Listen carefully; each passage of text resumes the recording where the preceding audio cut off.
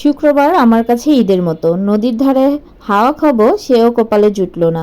Hello everyone, আসসালামু আলাইকুম। This is me Nusrat Jahan and welcome back to my channel Rayan Islam Rodela. আজকে সকাল সকালেই ভিডিওটা স্টার্ট করেছি যেহেতু রোদেলার বাবা সে বাসায়। তো আমি সকালে খিচুড়ি রান্না করছি আর বাহিরে কিন্তু অনেক বৃষ্টি হচ্ছে। তো বৃষ্টির ভিতরে ওর বাবা বাজারগুলো নিয়ে আসছে। এখন এই ফ্রেশ করল্লা সে নাকি খাবে।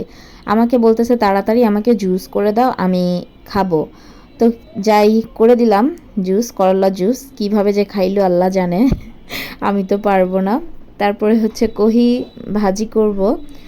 একটু তেল দিয়েছি, যেহেতু তেল আমরা এখন একটু কম খাচ্ছি ডায়েটের জন্য, ডায়েট শুরু করে দিয়েছি হাজব্যান্ড আর ওয়াইফ। তো একটু ডিম ভেজে পেঁয়াজ আর কাঁচামরিচ দিয়ে সবুজ সবুজ রেখে কহি ভাজি করে নিলাম। তো কালারটা কিন্তু এত জোস আসছে, আর একদমই কিন্তু কাঁচা কাঁচা ছিল। মানে বিদেশিরা তো কাঁচা কাঁচাই খায়, তো ভাবছি এরকমই কাঁচা কাঁচাই সবজি খাবো। তো সুন্দর করে কচকচ করে এগুলো খেয়ে নিয়েছি বেশি বেশি করে খিচুড়ির সাথে। তারপরে রান্না শুরু করে দিলাম। ব্রয়লার মুরগি আজকে রান্না করলাম রসুন আর দেশি ছোট আলু দিয়ে, একটু ঝোল ঝোল রেখে রান্না করে ফেললাম। তারপর পটল ভাজি করেছি। এগুলোই দুপুরের খাবার।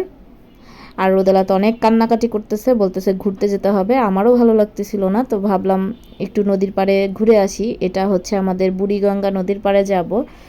তো রিক্সাতে এত ঝাঁকুনি, ভিডিওটা ভালো মতো সুন্দরই হচ্ছে না, এই জন্য হাসতেছি আর রোদেলার মনটাও খারাপ। তো ফাইনালি যাওয়ার পরে দেখতে পাইলাম এত পরিমাণে মানুষ, কি বলবো। শুক্রবারে মনে হয় কেউ আর ঘরে নেই, সবাই নদীর পাড়ে চলে এসেছে।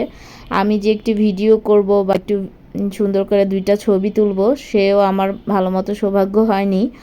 অনেক মানুষ, তার ভিতরে ছেলের সংখ্যাই বেশি। তো আমার তো খুবই লজ্জা লাগছিল।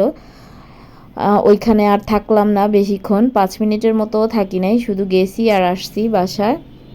তো দেখেন কি পরিমাণে মানুষ, আর ছেলেদের সংখ্যা এগুলাই কিন্তু বেশি। দেখছেন গাইস, আপনারা একটু দেখেন জাস্ট। আমি একটু ভিডিও করতে গেছি আর কি অবস্থা। আর একটা বুড়ো লোক তো যেভাবে তাকাইছে আমার মেয়ের দিকে, মনে হয় খেয়ে ফেলবে।